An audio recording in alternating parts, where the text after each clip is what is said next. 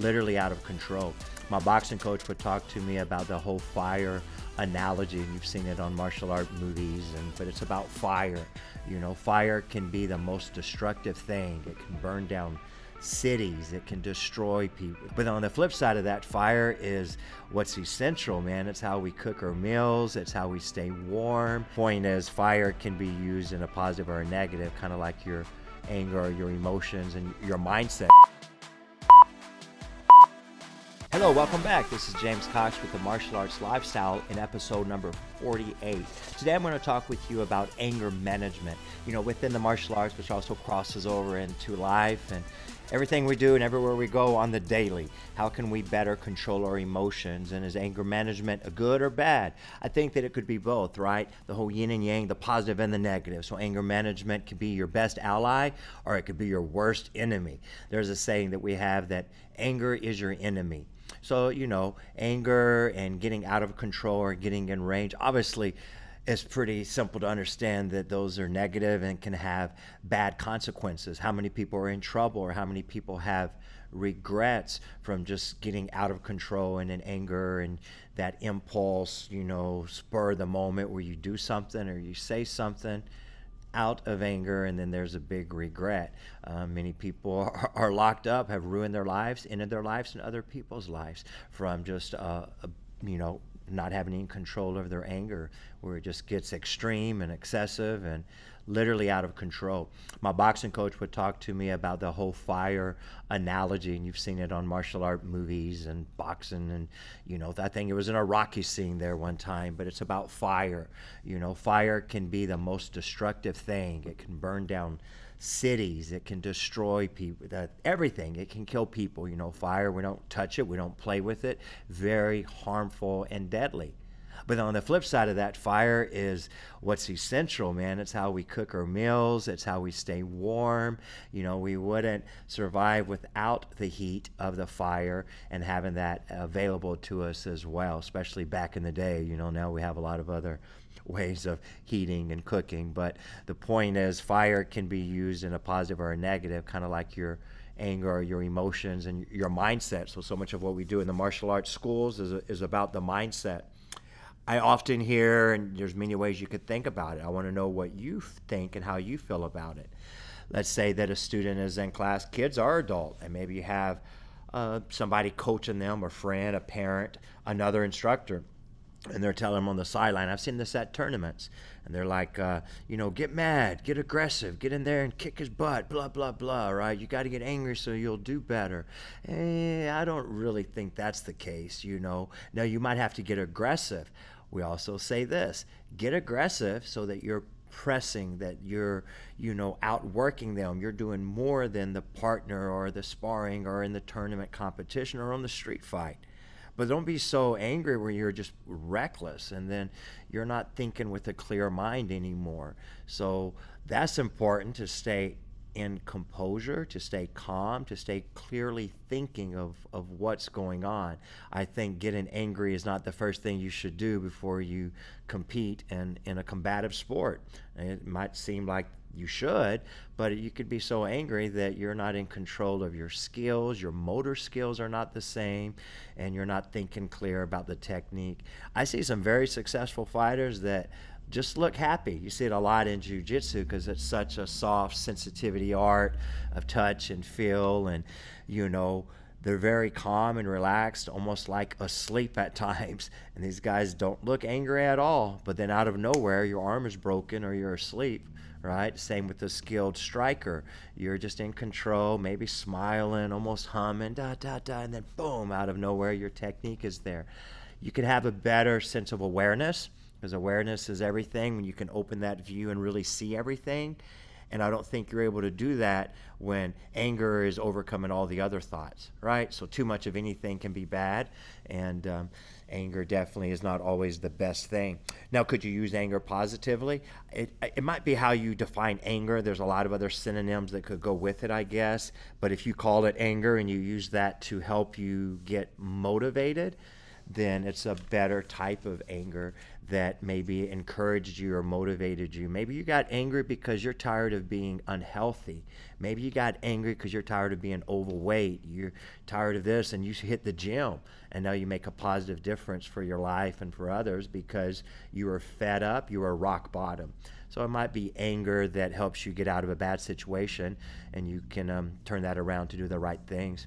I remember when I first started martial arts, it's funny how somebody can say something to you early on and how they can kind of mark something. And, I don't think my instructor or the students or the people that were there meant any harm. It was kind of just teasing, I guess, where they talked about how unflexible I was. So you can imagine a class of students, and they dropped down to the splits, and mine was like a quarter of what they were. So I never stretched before martial arts, and I didn't really have any flexibility. I was stiff and rigid. They called me R2D2.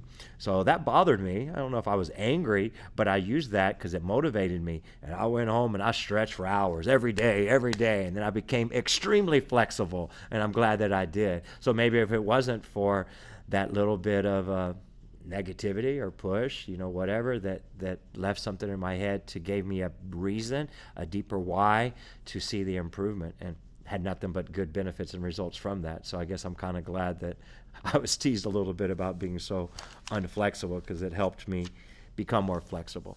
Just this week I was teaching a class, and these are advanced kids, 8 to 12-year-old group, one of my favorite classes, man. These guys are solid. They know what they're doing, and we were sparring. So if you're trying to watch, 20 people spar, that's 10 matches at the same time. You're really trying to be all over the place, engaged, giving the instruction, and doing what you should as a good martial arts instructor. And I noticed somebody crying, so I go to kind of figure out what happened. Did he run into a kick? He got hit too hard, whatever, and I'm calming him down. Then I noticed over there someone else. Before I knew it, there was like 3 or 4 people, and this is not common. So it was time for a mat chat. It was time for a life lesson. Everybody stop, break, and let's have a seat and talk. We need to understand to be in better control of our emotions. Sparring is a physical thing. It's a contract where you're going to get hit at times.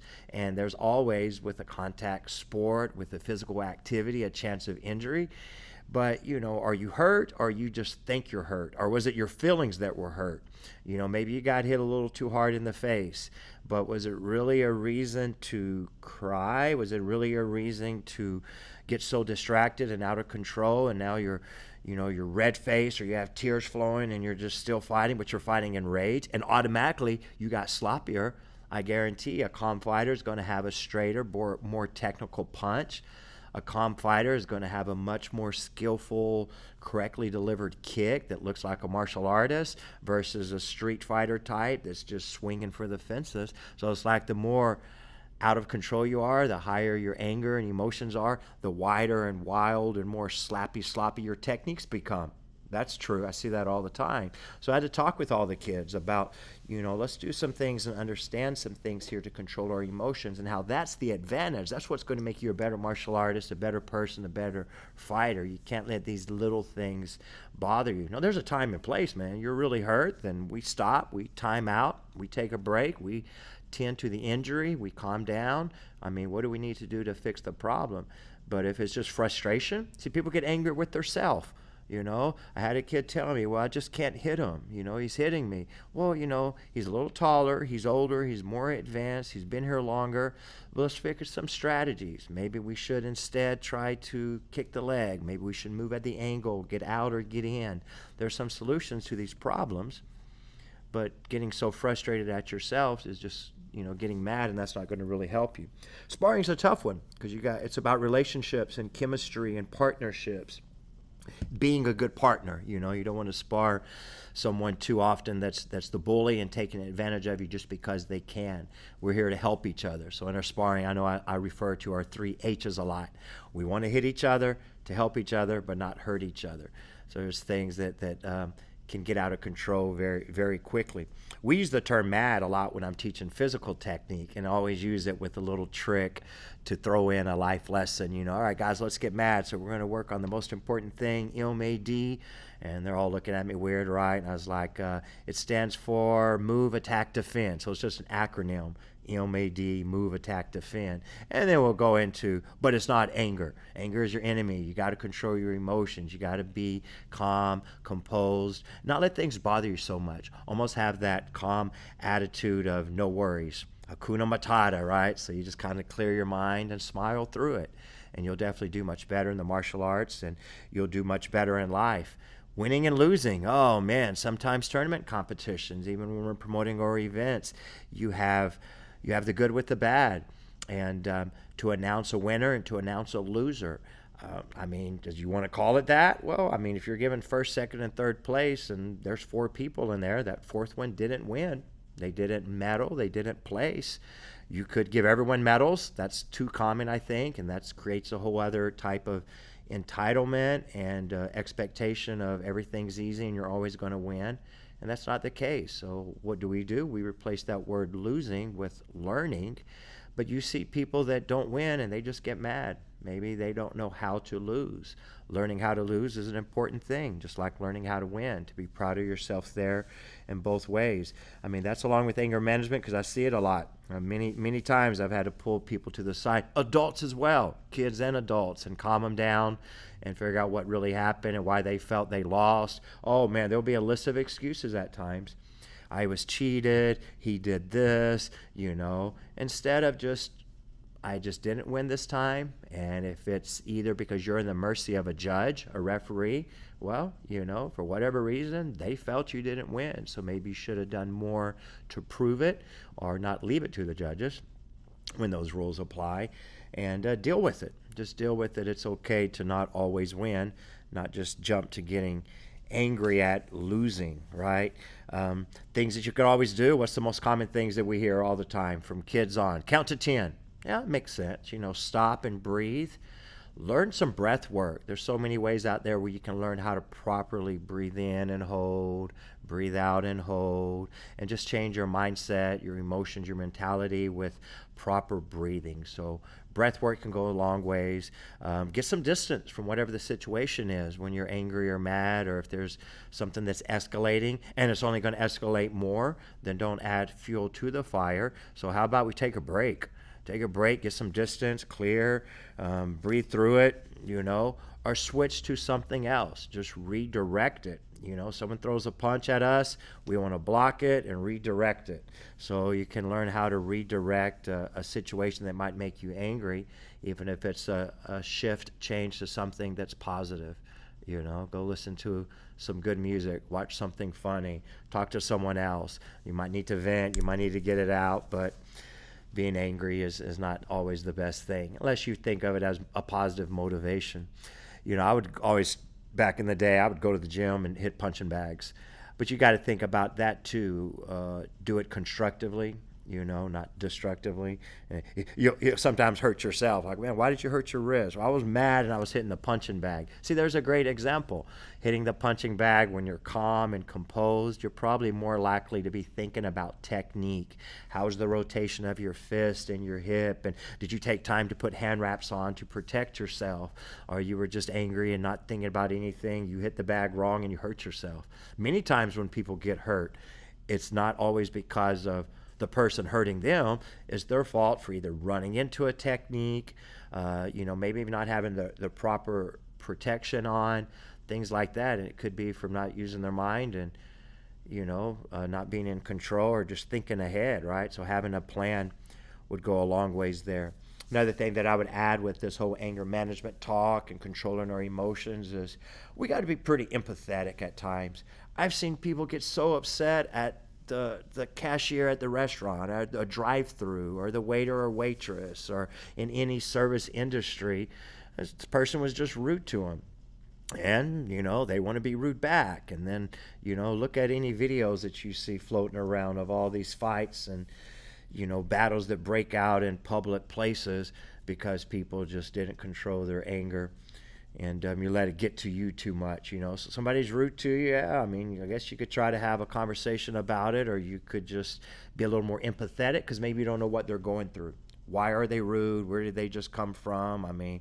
They just hate their job that much, whatever it is. But I don't think you have to add to the situation by being, like attracts like, by being angry back at someone that is angry. And is there really a solution in that?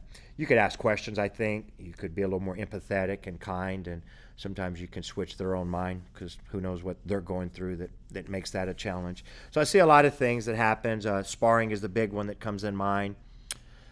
Competition is another big one. And then just dealing with life, situations, relationships, the daily, your job, your career.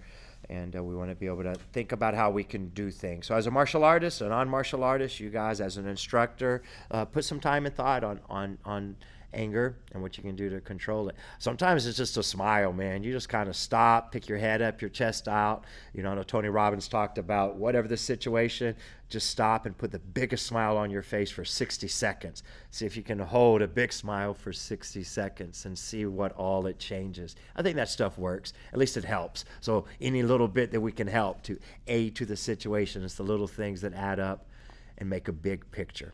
I hope that helped you guys today with a little bit of understanding. Man, we are really active right now with our podcast. I've been able to interview people from all over, different martial arts masters, grandmasters, people that have different approaches. We're also reaching out to top podcasts of martial arts and even outside of that. And we have some of these interviews already out, so you can go back and check out the first 47. And I'm excited about the next couple ones that we have coming up. So be sure you subscribe to our YouTube channel as well at James Cox Martial Arts and follow these podcasts. Thank you very much.